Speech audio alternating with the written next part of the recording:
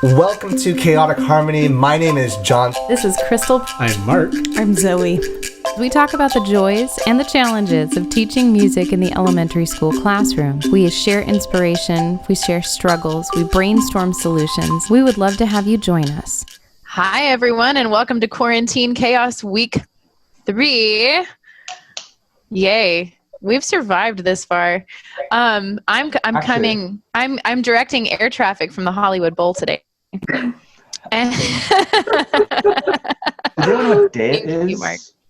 Do we know what date it is? Yeah. It's Friday. No, I mean day what? Day what? I have absolutely.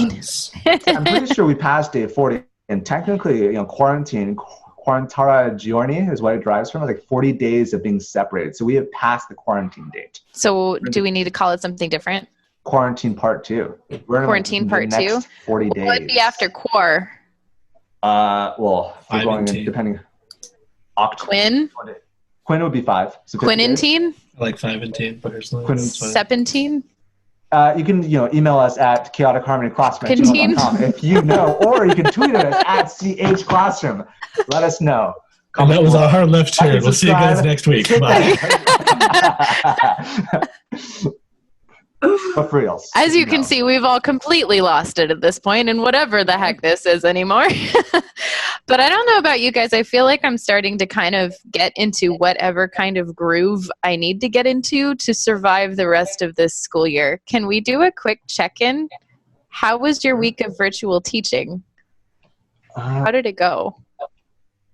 It's been up and down. Right now I'm creating 4 videos a week for my students. So wow. 1 for grades pre-K and K, 1 for grades 1, 2, 1 for grades 3, 4, 1 for grades 5, 6.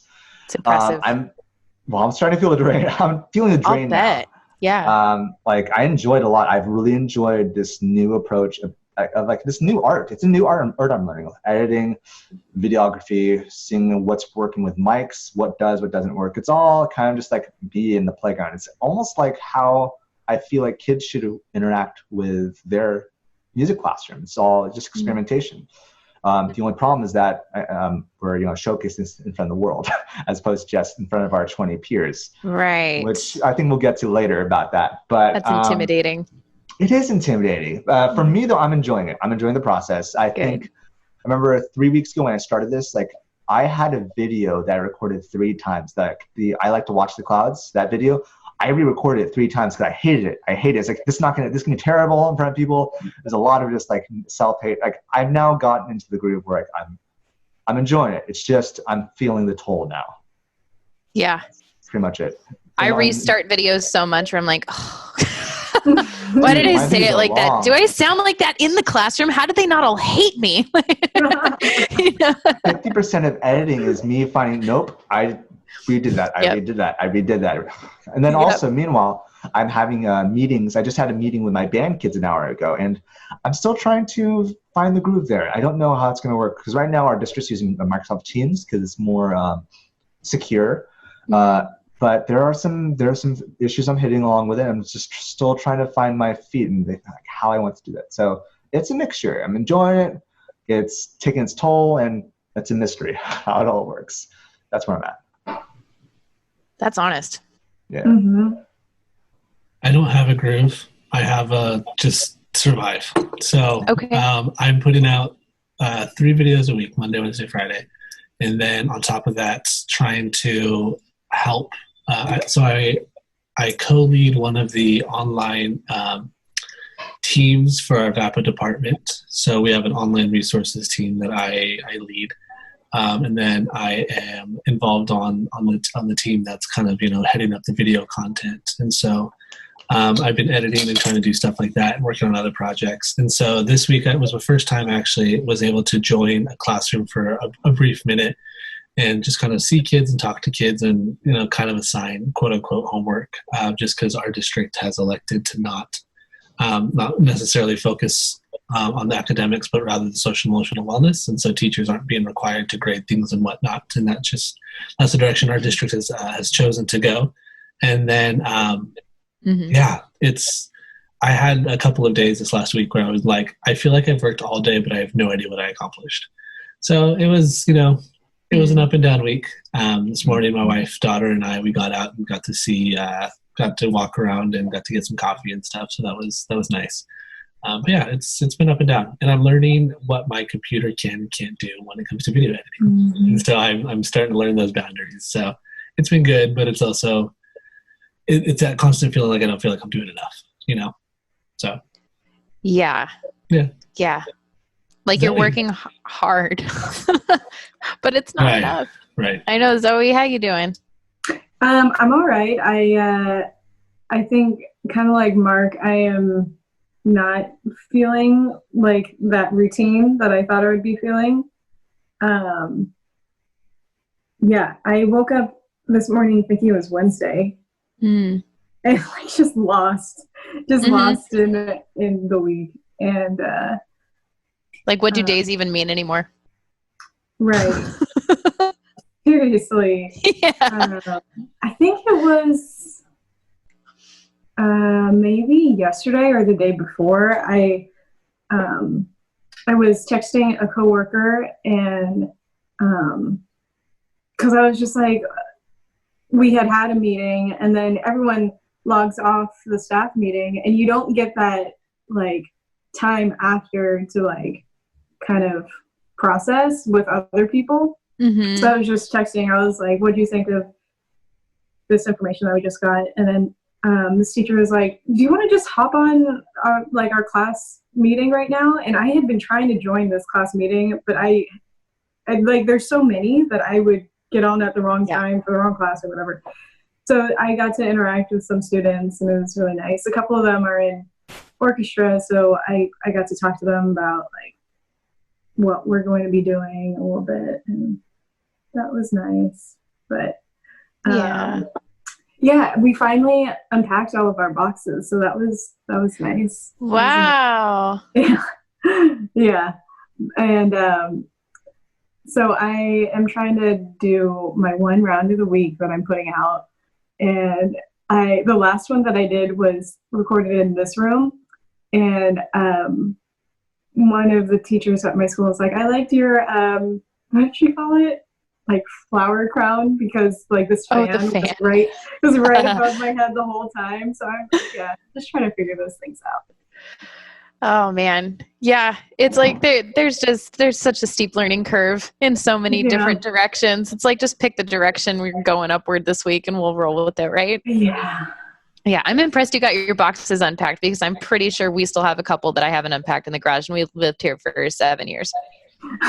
I should probably just donate them at this point. It happens.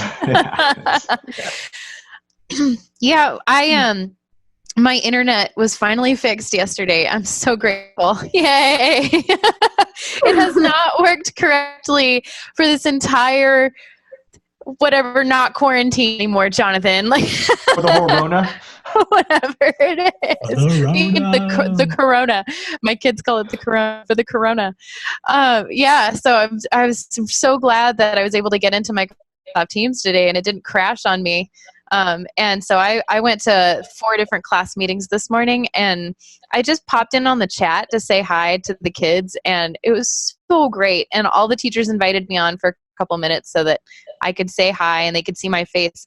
And for the rest of the day, my phone has just been blowing up with their messages. It was really sweet. Aww. And it's the best. It was so touching, and I just miss them so desperately. So it felt good to be able to be on live with them, because I feel like that's the most important thing, is to just check on the kids and make sure that they're dealing okay.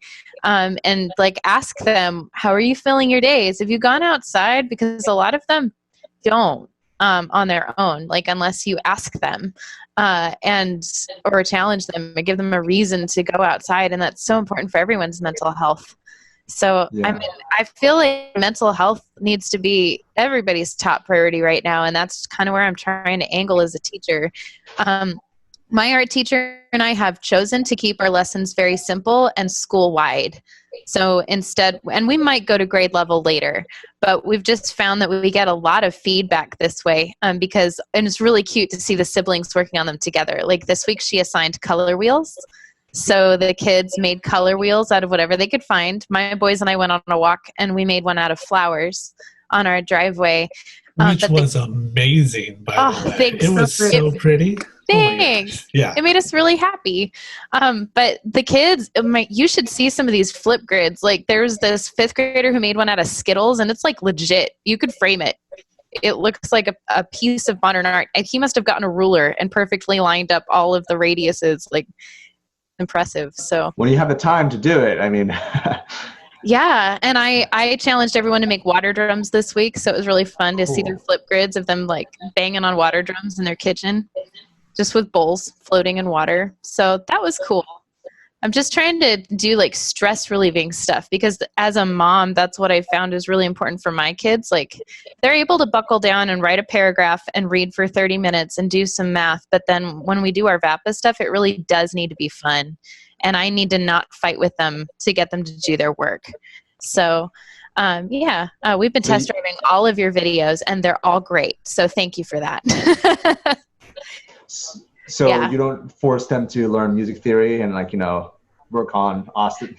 I don't force them to do anything. I just don't have that in me, but we have found ways to motivate. So I have a box full of Diary of a Wimpy Kid books that they haven't read yet, and Lego sets and stuff. So they get a sticker for every subject that they complete for the day, and we do 5 subjects a day, so they can get up to 5 stickers a day. And then when they get 25, they get to get a prize out of the box.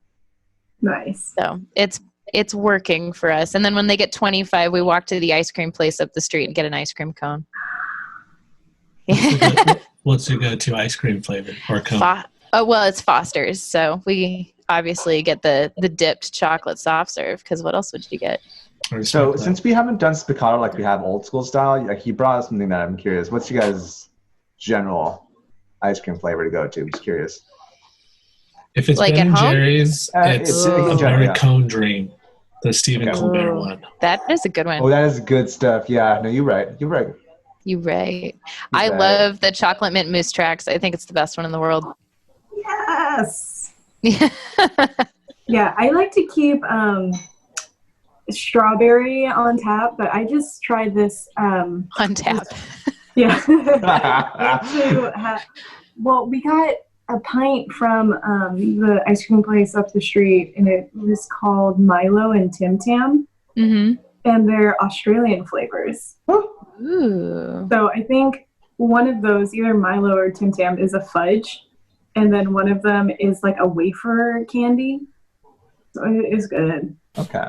For me, it's mint chocolate chip. That's my go-to. The thing is, though, my friend from Scotland, Karis, she always hated this mint chocolate chip because it tastes like toothpaste. I visited her in Scotland. Apparently, it does taste like toothpaste over there. In Scotland? Because we over-sugarize everything. So that's pretty much what the situation is. Thank you. Yeah. Anyway, sorry to derail the whole topic. Or if you're feeling adventurous, get some vanilla bean, throw a little bourbon in there. Ooh. Yeah. That does sound good. It's like a bourbon float. It's 5 o'clock anywhere, Chris. Sorry. Continue.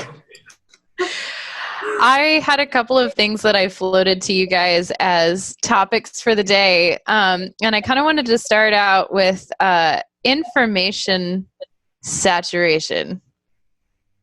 Are we okay? I got distracted. It's real. I'm good. I don't know what's going on with these 2 boxes. What happened? I don't know. It's quarantine, bro. Oh, you were doing a movement. Got it. Okay. You were illustrating. Yeah. So I was feeling really overwhelmed last week, especially because it was all the Zooms from every organization that is wonderful and we love, who help us as our partners in music education. But it was so much. It was like there were webinars for everybody who has a curriculum or publishes stuff or helps us get instruments or our district. And it was so many apps. Plus our own school sites, and my brain was just completely full. And so I decided this week that instead of joining into every single webinar, I really needed to pick one thing to learn a week, and that's just kind of what I've got capacity for right now. So I picked an app within Microsoft Teams that all of the classrooms were using. And I was like, I'm going to get really good at posting stuff for the kids on this because they're already using it and I need to get good at it. And so that's what I did. And that's just kind of how I felt like I got into a funk with like, it was that feeling of there's a million things that I could learn, but there's too many. And so I'm not going to do any of them. And so that's kind of how I pulled myself out of it. I'm wondering, have you guys felt that way? I feel like Marc and Jonathan, you guys are just doing so much and I don't even know how you're doing all of it. You're producing content. What time do you go to bed, John? I'm around the 2:00 hour. Oh, are you? Okay. Almost every night. So, yeah, I'm around midnight for like the videos I do. Like I often am done around 8:00.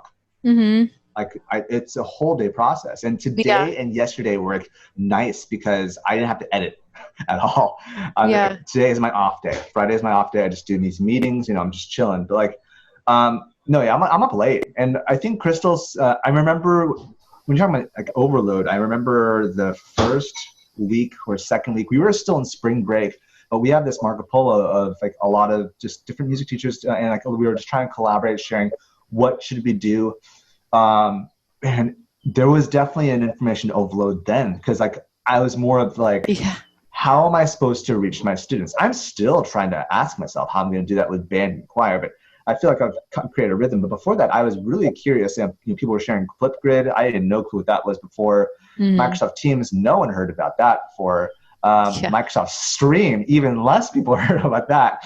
And there's just a lot of just these question marks. And I think it's similar to you, Crystal. It's just for me that it came a little, I think it was more just like last week instead of this week or whatever, I had to stick with one thing. Like, I'm going to do the YouTube stuff. I'm going to do that with my general ed kids. I don't know how choir is going to work out. I don't know how band's going to work out. But if I do these, at least a good portion of my kids will have something to do. Right. And I could at least focus on that. Because like you said, Crystal, if you try to focus on so many different things, like it's overload. And I still want to learn how Flipgrid works. I haven't checked that out. It's super cool. It's really easy. You just hit the plus sign and you record a little video. It's really that simple. But I love it because I get to see their little faces and hear their voices, and it makes me cry because I miss them. Do you do the TikTok dances on it? You could. It's kind of TikTok-y. I think I want to dedicate this weekend to learn it because I've come to realize, or I've known already, but especially with younger kids or just even just anybody, when it comes to sending videos, it is very difficult unless you know what you're doing. Like you can't send it through email. That's too big. I've had some parents like Facebook message me like their kids doing stuff. That's not the most intuitive or like the easiest way to do it. So I think something like Flipgrid, when it's an app that's built in for it, would be a good idea. You're trying to say something, Mark? Yes. Google Drive. I mean, that's an option as well. If we were to Google it, that's neither here nor there. What I like about Flipgrid too is that it's kind of like show and tell. So everybody who does, one of the VAPA assignments gets to show off their piece of art or gets to show off their little music thing that they've done. And the thing that kind of breaks my heart is like, if we were in my classroom, we would take that kid's idea and then let 5 other kids jump on it and turn it into something, incredible. So like, it's like you get a little snippet of process, I guess. Like we can at least do imitation and improvisation, even if we can't collaborate and take it to the next level. It allows for something. It's interesting that you say that because I have an idea for a small series of videos that I'm going to record. Yeah. But it's going to be, I'm going to try at least, and I have no idea if it'll work or how it'll look, but it'll try to be interactive. Okay. But yes, I agree. And that's one thing, like when I've recorded content and stuff, like you miss out on that. And like you miss on that vibing and that riffing and that, that teaching aspect where it's like, well, here's all my stuff. And like, and like there's a place for that, but it's definitely missed. Yeah. We were talking about in the ASEM board meeting yesterday about how it's like you either have an 8-minute video that's like the beginning of your process, right? Or you have like a 20-minute video that feels like Dora the Explorer. Like, did you try it? Great. It was funny, actually. I was doing that with my students, and asking the whole question, and whatnot.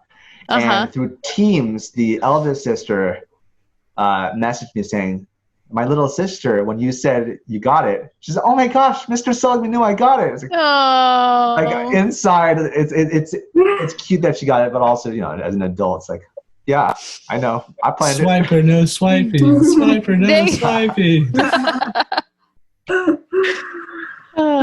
So I don't remember what the question was. we were talking about information overload, and then we veered it in a different direction like we do. There you go. Do you have any comments on anything that has been said?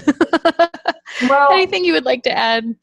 I will say that these video meetings that we're having, they were just leaving me feeling so restless and also distracted that I stopped sitting.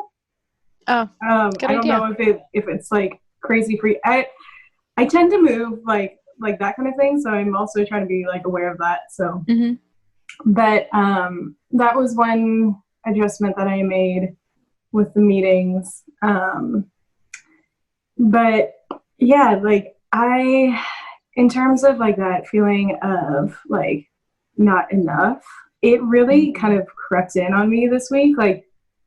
I was feeling insecurities that I have not felt in a long time. And I've just been feeling I'm back there again. I thought I had progressed and learned about myself, but it's the same stuff that I felt when I was a first year teacher, when I was freshman in college. It's all kind of bubbling up. So yeah.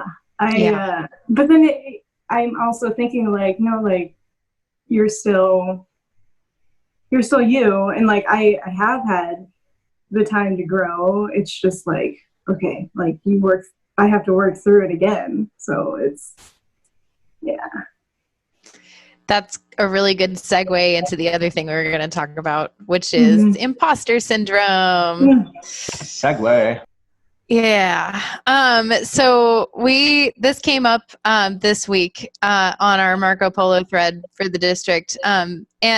So those of you that are listeners and have heard us in the past know that we have an ethos kind of as a group that we are collaborative over competitive, always, forever, first. It's kind of one of our musts as a group. Everything we do, we're doing together, and it's not about any one person taking off over the other. We truly try to celebrate each other and build each other up. And it's been really hard, I think, and tempting sometimes in the middle of this. We see some people that are producing video content or whatever and putting it out online, and it gets all this attention on social media, and it's really tempting.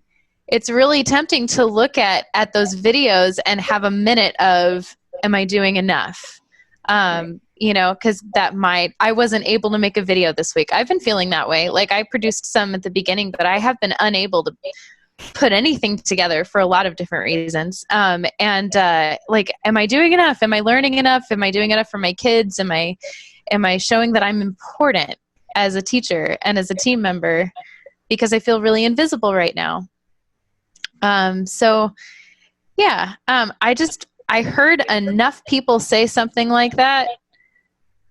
People that I know to be very high quality educators who I would just see as vital. Of course they're important. They're an important team member and they're great at what they do, but they're feeling very less than because they're not YouTubers or whatever right now. And we're just, everybody's in their own place with it. So yeah, this thing has definitely inspired a lot of my insecurities to float to the surface, and it's easy to kind of float between despair on all of it, or go, try to get as much done as possible to feel like I'm doing something.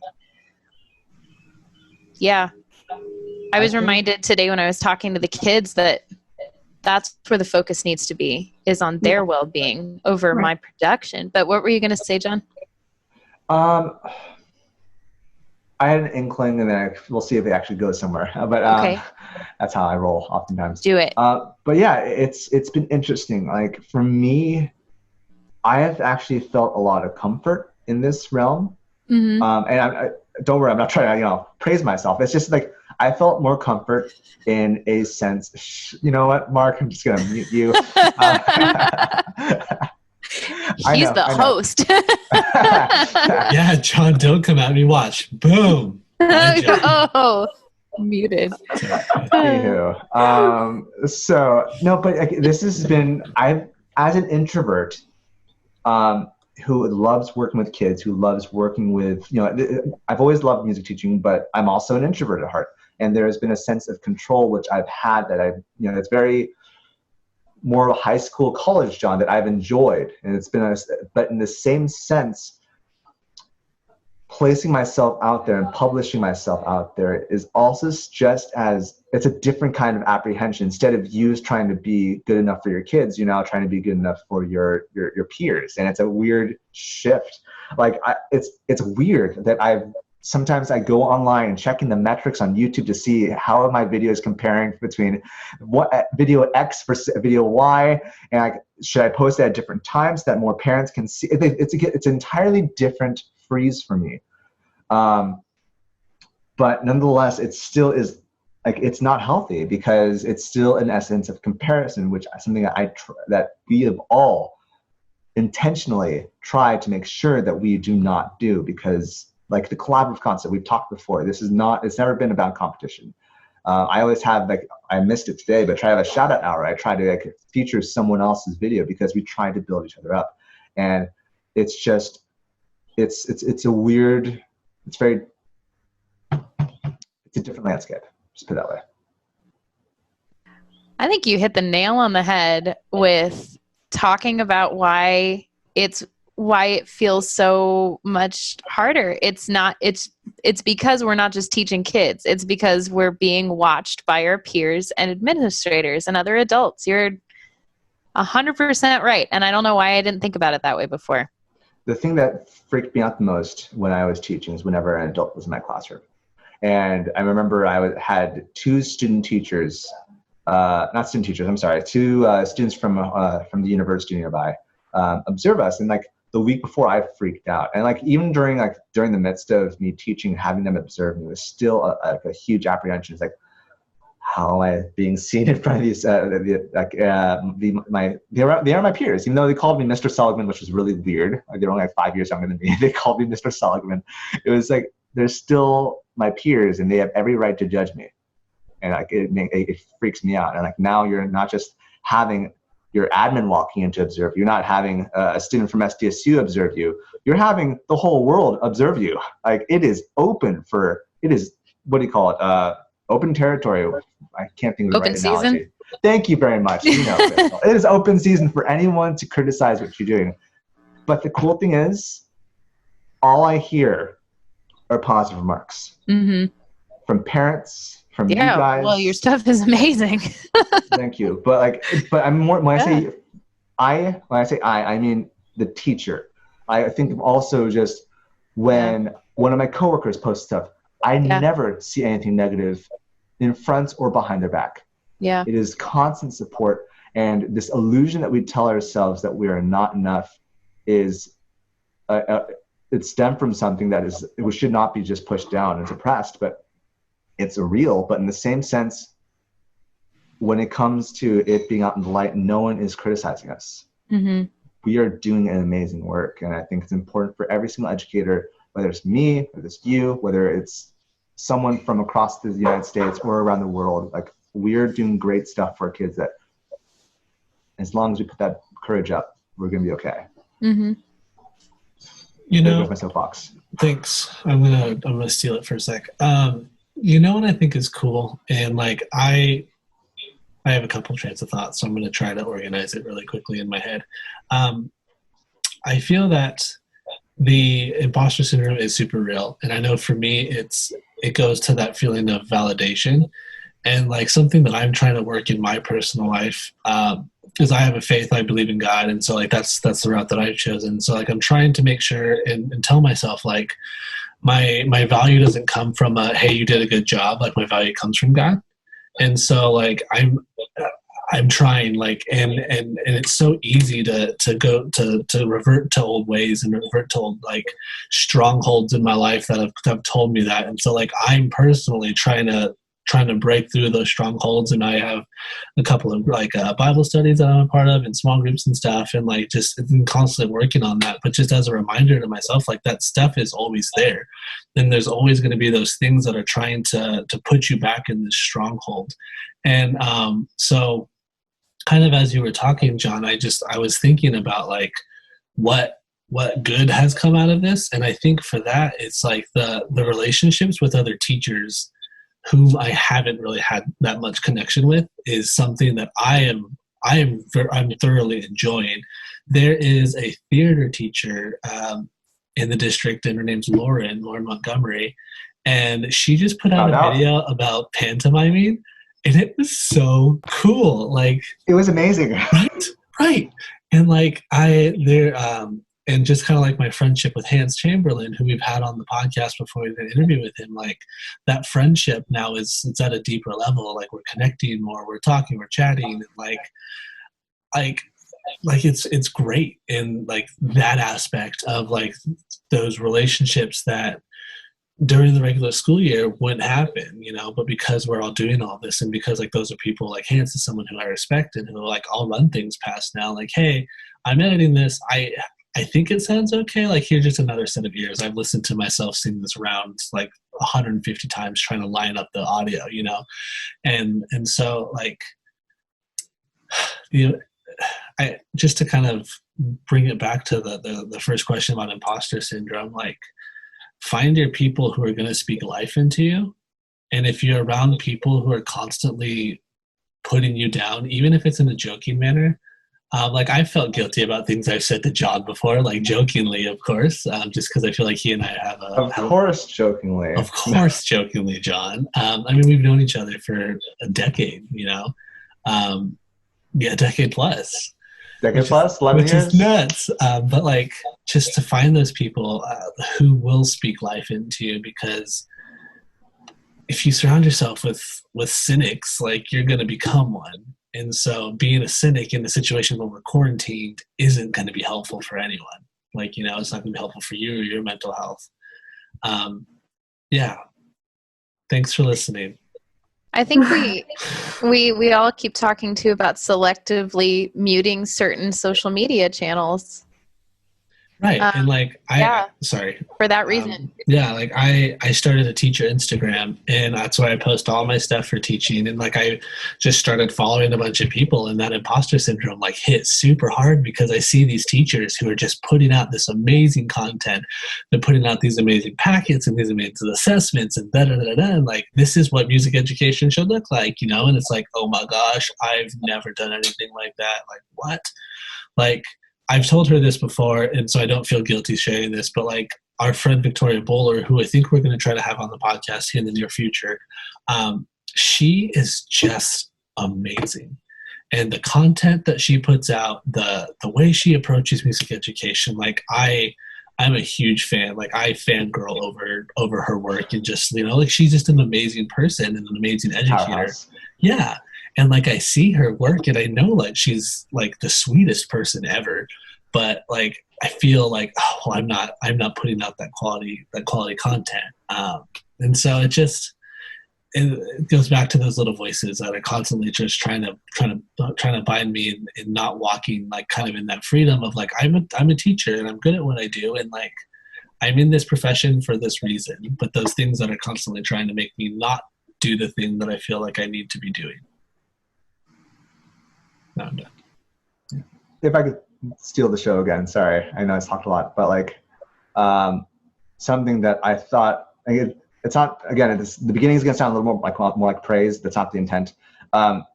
Because of, I mentioned earlier, I'm rather introverted, and like when I'm in the classroom and like when I see other teachers produce stuff in their classrooms, I have felt so insecure. because this has been much more of a field that I am a little more, I guess, comfortable in with video editing and this and that such, I have much more control over. I felt more confident, but in doing so, it's allowed me to recognize in retrospect the importance of recognizing that each teacher brings a different strength, and that's okay. Each teacher has their own voice, and that's okay. And if my voice is not as amazing as Victoria Buller's, which because she has an amazing voice, well, I mean, voice, but also a teaching voice as well, you know what I'm saying? That's okay. And I think, so I kind of like had a very flip situation where I'm allowing myself to forgive myself for all the times I hated myself for the first 5 years of teaching because of this whole process, which has been it's been very backwards, but like I recognize also the imposter syndrome is very different for other people, and I hope that I don't know, just you take something from that, I guess. Again, soapbox-esque, but it's my experience this past few weeks. Yeah, I've with the imposter syndrome, I've been thinking about two things. Like it is like something that we have. Like we face all the time as musicians and then also as teachers because like, you know, we're creating right now. And I've read this book like a few times. It's called The Artist's Way. And it is a book on creativity and it addresses this. So one of the things that it talks about is like, you share when you're ready and you like don't rush yourself. Like you don't have to like give it all away at once. Like you can just share with like one or two people that you are comfortable with until you're ready to put it out. So I've been trying to do that. Just like I'm self-isolating with Orlando, like one person. So I'll like share it with him. I'll be like, okay, what do you think? And then maybe with like a couple people before I post publicly. And it took me like 2 or 3 weeks before I put anything on YouTube. I was just posting in my school because that's who I felt comfortable posting with. So that's one little bit, Artist's Way. It's also great for journaling if that's something you're into. But the second thing has been, and Marc, what you had said about like grounding yourself, like it reminded me of like how I ground myself. Well, one way is like just practicing listening, like, and I think John, you've talked about this too, but like just trying to like, when I start thinking about a response to say to whatever that person is saying, it's like, no, just like you, like me being like present and just listening is enough. And I think is like in the class meetings that I've jumped into, like they're never like, Miss Kumagai, like give us more. It's like, oh, Miss Kumagai's here. Thanks, Miss Kumagai, for being here. And like, yeah. So I don't know, but that's where I'm at with the imposter syndrome, like feeling it every day, just trying to get through it.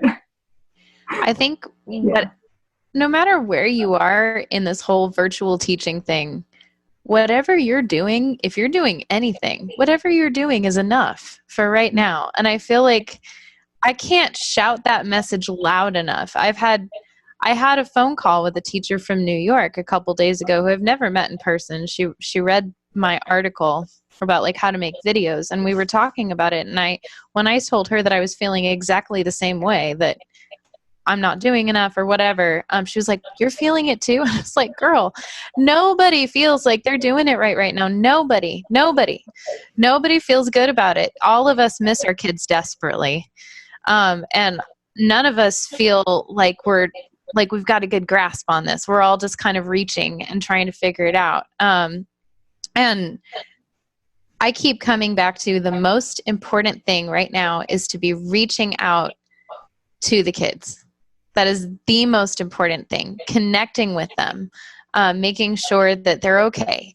And if you don't feel comfortable teaching on a video yet, that's okay. Feel free to link to all of this amazing content that has hit the internet in the last few weeks. Like, link to somebody else's video lesson who's made it available for you to. But I would encourage you to maybe record a 30-second video of just saying hi to the kids and saying, hey, I really miss you. I wish we could be in the classroom together. I put this lesson together for you. This is another music teacher. I always say they're my friend. You could say it or not. This is my friend, Mr. Seligman, teaching something, and I really think you're going to enjoy doing this music lesson. So I hope you do it. And if you do, send me a Flipgrid video so I can watch it. I think that they do need to see your face and hear your voice because they miss school and they miss you. And it's not about you being an amazing, YouTube personality. It's about the kids. So that's kind of where I keep trying to bring myself back to. I don't remember who said it, but someone mentioned that we don't teach music, we teach kids first. Yeah. And I think if anything, right now is the most important time to recognize that. As much as we try to justify ourselves, especially as we place our content out there in front of adults, I think we forget that what our audience, even though it is indirectly in front of parents, admin, other teachers, our audience should first and foremost always be in front of, first and foremost be the children. Right. And if it's not that, then maybe we should check ourselves for a bit, because I think I love how our district is focusing on the emotional wellness aspect. And if we're for everybody, teachers, for everybody, and yes. Yeah.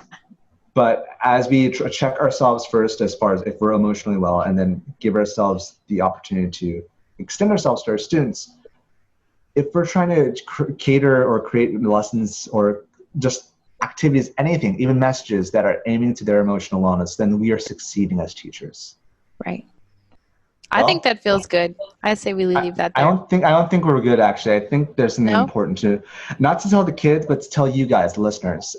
You've been with us for a long time. I really appreciate how long you've been with us in this whole journey. If you want to extend this community out to more people, more music educators, please make sure that you leave us a review on iTunes or any podcast services that you have. 1 star, 5 stars, whichever. Just be honest. Choose 5 stars. That's the only honest answer. And also, you can always send us responses through chaoticharmonyclassroom@gmail.com. Thanks, guys. I want to take a quick break and thank my husband, Bryan, who's been working behind the scenes producing these episodes every week on all of the platforms and on time. But you need to know that he is first a financial planner for Mission Trails Financial. Mission Trails Financial is a partner that seeks to guide clients in the journey to financial success. They believe that people need a financial advisor that aims to provide strategies for success. Mission Trails Financial helps people navigate investments, tax planning, and insurance. Imagine working with an advisor who isn't tied to specific brands. Mission Trails Financial has a fiduciary responsibility to act in the best interests of their clients by providing independent, objective advice. Their mission is to help clients accomplish their financial goals. As Joe Vitale once said, a goal should scare you a little and excite you a lot. Do yourself a favor and set up a time to chat with Mission Trails Financial. Visit www.missiontrailsfinancial.com or call 619-419-0238 to schedule a call. You'll be glad you did. We believe that leaning on professionals is how we get ahead. Check out the program notes for more information. You have 30 seconds to come back with something that could serve 30? as rhythm sticks. Something as rhythm sticks. 30. 29, 28, 27, 26, 25, 24, 23. We'll probably cut this down. Do one of those fast forward montages. That's right. Did you get something? Yes. Ooh. And a book. Yeah. Drum I pad. like it. Oh, a drum pad. Stamps. Yes. I love it. So I just wanted to, so this week I'm going to be recording my rhythm stick routine for my little kids because they love doing rhythm sticks. But they were saying that I don't have rhythm sticks at home, so I'm going to go on a hunt with my boys, and we're going to see how many things we can come up with in 30 seconds around the house that could be rhythm sticks instead of rhythm sticks. So this is fun. Marc found a toothbrush and a screwdriver, and you didn't even have to leave your desk to find both of those items. That is the curious part. Hey, Story time. let's don't focus on how we got there, just to focus on what we got. What are you doing on your Zooms, Marc? Right. Clearly not proper hygiene. So one's for the floss, the other one's for the... Hey, I don't judge your dental routine. You don't judge mine. John, I really want you to put a piece of paper between your stamps and go, BAM! And stamp both sides of the piece of paper. That sounds like a new challenge. We could start the flip grid challenge. Will you throw the paper up? I mean, actually... Yeah. Stamps. What do those stamps even say? I don't have any. These were stamps for like my roommate's wedding that happened before the whole situation. So one of the big things was that they had people donate books, and then they had a stamp with it, and then it was part of the gift. Oh, it was really that's cool. so sweet. Yes! I just got markers. I think Zoe, you were on my track. But not only did Zoe get pens, she also got drum pad. Yeah. That's drum brilliant. Maybe music book. So we learned with the first quarantine Spiccato that trying to do drum beats over the microphone doesn't work. No, I think we just weren't trying hard enough. I think that's the case. But we have to, I was thinking it'd be fun to at least share Dave Thaxton's. I don't know this or it's been a while. You gotta copy me, people. Okay.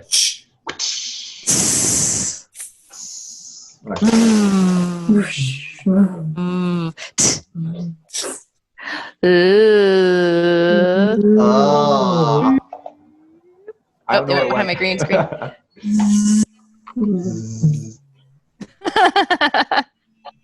We have so much fun with the rhythm sticks. So I will link to my rhythm stick video when I make it. Quarantine song of the week. This week for round of the week or quarantine song of the week, we will be featuring Mr. Keehmer. Yeah. So, yay! And we're Get gonna ready. am I gonna talk about it? It's fine. No, we can talk about it. We don't have to. It could just be a surprise. Tell me all about it. So we in Levels learned a song, and then Jonathan and I participated in a workshop by the wonderful and talented Russel Nadal about he just riffed a song. So I Got a Letter. And so in the video we do I Got a Letter. We do an ABA form of the song, and we sing it, and then we do some rhythm stuff. So the rhythm sticks could come in handy. Yeah, we'll link it in the description. I love it. Shout out to Russell. He's amazing. He is amazing. We should have him. Just saying. Talk about we should. Indicators. Yeah. When we're allowed to fly again. I mean, we could also just have him, webcammed in. But We could. Virtual workshop. To be it's probably something we should start exploring. Well, thanks you guys. Thanks for listening in. No. You're not done listening in. You got still stuff to take care of. So aggressive today, John. Marc, where can people find you on the interwebs? You can find me on multiple platforms now, on Twitter and on Instagram, both under the handle Mr. Keehmer. And then on YouTube, my channel is Mr. Keehmer as well. And then, Yay. just Google Mr. Keehmer, stuff will come up. Sounds good. Keehmer's pretty unique enough. Crystal, how about you? You can find me on Twitter at Finny Vappa, Instagram, Mrs. Pridmore, and I'm the only Crystal Pridmore on YouTube. And Zozo? You can find me on Twitter at Ms. Kumagai, and then YouTube is Rosebank Panther Music. Yeah, that's true. You can find me on Twitter and Instagram at Mr. Seligman, MrSeligman. You can also find me on the YouTubes there, but you cannot type that in yet because, I don't have enough subs, so just saying. Are you hunting for subs on this? I don't know, man. Platform, Jonathan? Can we even do that? I'm not saying anything. I'm just saying I don't have enough subs for a shortened link. Okay. However you wish to interpret that is up to you. But you can find the YouTube session at Mr. Seligman as well.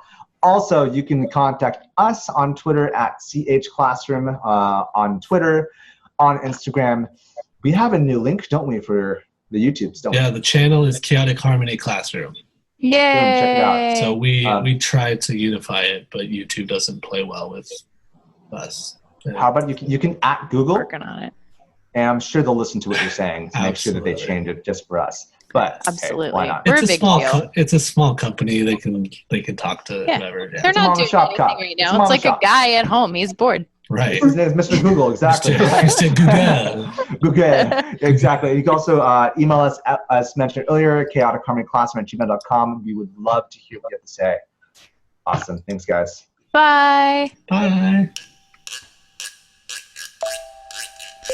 The Chaotic Harmony podcast is a joint project between Marc Pridmore, Jonathan Seligman, Zoe Kumagai, and Marc Keehmer. You can find us online at chaoticharmonyclassroom.com. You can email us at chaoticharmonyclassroom@gmail and let us know what you think. Give us feedback about what you would like to hear in future episodes. We're on all the socials. Find us on facebook.com/chaoticharmonyclassroom. You can find us on Twitter at CHClassroom, Instagram at Chaotic Harmony Classroom, and you can even find our episodes on YouTube. Chaotic Harmony is the name of our channel. Special thanks to Bryan Pridmore for his help with production and equipment. www.pridmoria.com.